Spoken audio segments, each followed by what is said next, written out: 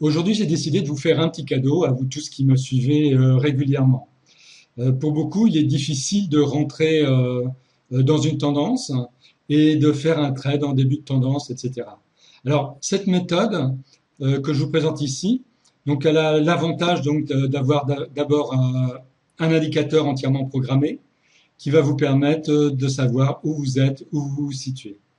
Alors, il y a deux indicateurs. Ce premier indicateur ici et dans l'autre fenêtre, un autre indicateur qui va confirmer le premier. Alors, le principe est simple, c'est que vous avez une moyenne mobile qui va déterminer la tendance. Alors, quand vous êtes en bas, en dessous de la moyenne mobile, vous serez plutôt dans une tendance baissière. Et quand vous êtes au-dessus de la moyenne mobile, vous serez dans une tendance haussière. C'est pas compliqué, c'est vraiment très très simple à suivre. Vous pouvez l'utiliser pour n'importe quel time frame. Hein, c'est aussi valable en D1 si vous faites du swing trading, etc.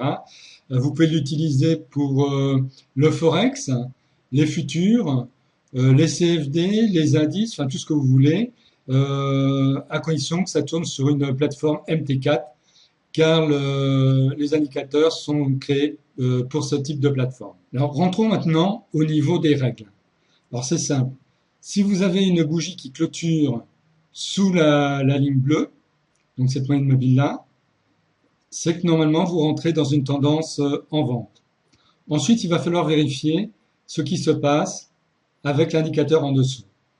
Ici, vous avez l'indicateur qui est donc orange, ce qui veut dire que vous pouvez y aller. Alors là, vous positionnez ici et naturellement, vous n'avez pas de chance.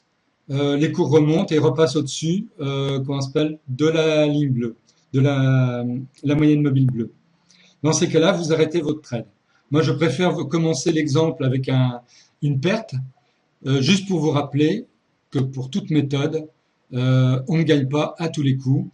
Et donc, ce n'est pas un Holy Grail que je vous offre aujourd'hui. C'est réellement une méthode de trading qui est très efficace. Mais vous devez avoir des pertes pour pouvoir gagner en finale, je vous le répète. Continuons avec cet exemple. Faut-il à cette bougie qui clôture au-dessus de la moyenne mobile ici, passer en achat? Il suffit de regarder donc en dessous l'indicateur ici, et on voit donc que l'indicateur se trouve en dessous de la ligne 0 et en plus en faiblesse. Donc là, ce n'est pas la peine de rentrer en achat, il faut attendre. Pour rentrer en achat, il va falloir avoir une bougie comme ici qui passe au-dessus de la ligne bleue et en même temps que cet indicateur ici soit au-dessus de la ligne 0, vous voyez, et en bleu. Si comment s'appelle,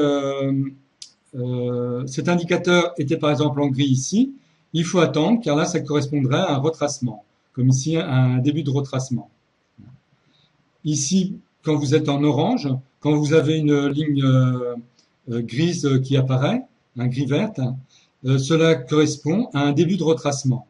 Donc en général, on ne se positionne pas dans ces zones-là. On se positionne en vente exclusivement quand c'est en orange et en achat exclusivement quand c'est en bleu, à condition que les bougies soient du bon côté de la moyenne mobile.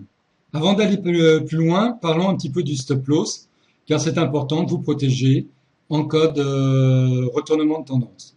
Alors, admettons que l'on parte suite à cette bougie-là, hein, comme nous avons donc cet indicateur-là qui est en orange, on peut partir là.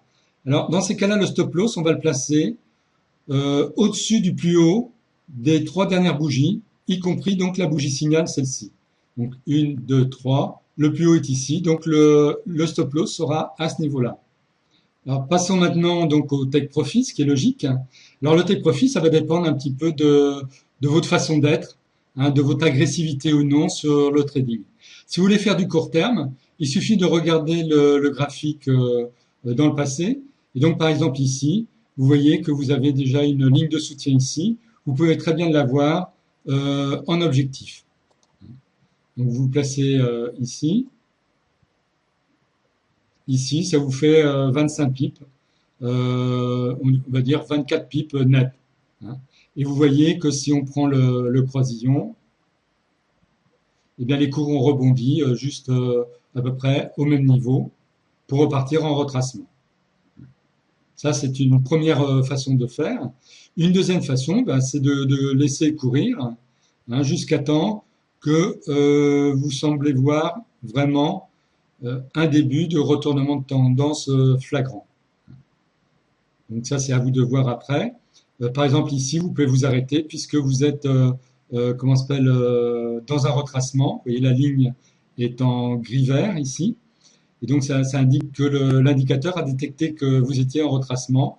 Donc, vous pouvez très bien vous arrêter ici, tout en étant parti par ici. Hein. S'arrêter ici dans les premiers retracements, en général, ça n'a pas vraiment lieu d'être. Il vaut mieux laisser courir le trade, quitte à taper le stop loss. Mais s'arrêter ici, c'est un petit peu aberrant quand on connaît comment fonctionne le trading en général. Par contre, ici, quand on a une très grande descente et vous avez donc là un début de retracement, ça peut être judicieux de s'arrêter à ce niveau-là. Vous voyez ce style de trade, mine de rien,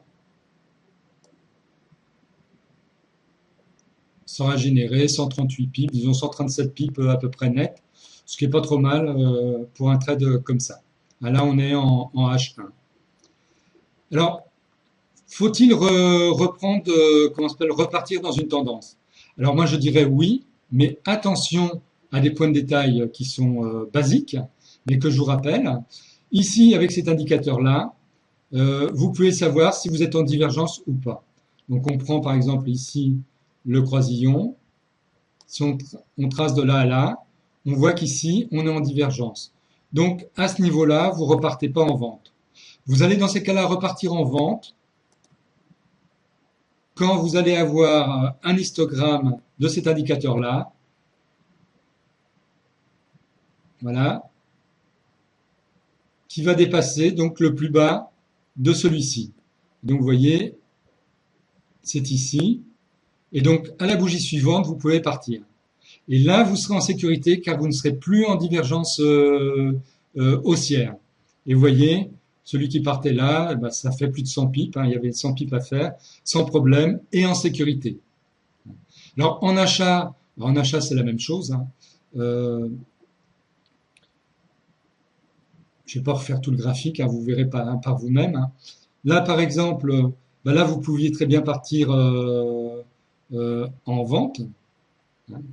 Donc là, et vous allez avoir une perte à la bougie suivante. Mais donc le stop loss étant là, bah, vous aurez que cette perte-là. Vous aurez 45 pips ici. Par contre, après, à cette bougie-là, vous pouvez repartir donc en achat. Et à partir de là, vous pouvez repartir en achat. Et vous voyez, vous avez une forte montée. Je ne vais pas refaire l'histoire, mais après, vous pouvez, suivant votre agressivité, ou vous arrêter, comment on s'appelle, ici, par exemple, dans cette zone-là, car là, vous êtes d'abord en divergence baissière, vous voyez, là, vous êtes en divergence baissière, et donc, quand vous êtes à ce niveau-là, voilà, vous êtes déjà ici en divergence baissière, donc là, vous pouvez décider d'arrêter. Avant, vous n'êtes pas en divergence baissière.